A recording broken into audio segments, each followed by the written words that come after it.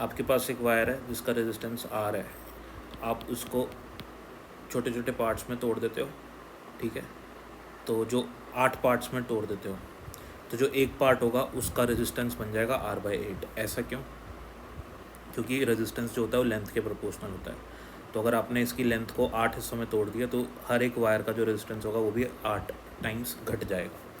फिर क्वेश्चन कह रहा है कि आप जो R/8 वाला रेजिस्टेंस है, ऐसे 4 रेजिस्टेंस लेके उनको पैरेलल में लगाते हो, फिर एक और जो सेट है आपके पास, क्योंकि टोटल 8 का सेट है आपके पास, 8 वायर्स हो गई R/8 की, उन R/8 को आप 4 को पैरेलल में, 4 को पैरेलल में और उन दोनों कॉम्बिनेशंस को आप सीरीज़ में लगा देते हो।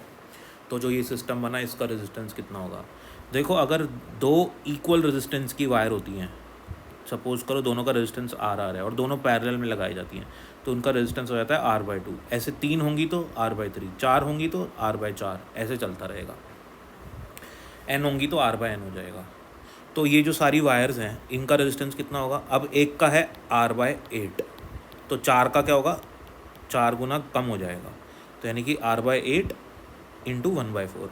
ऐसे इन चारों का कितना हो जाएगा? R/8 into 1/4। अब ये वाली वायर एक बन चुकी है, ऐसी ये एक बन चुकी है।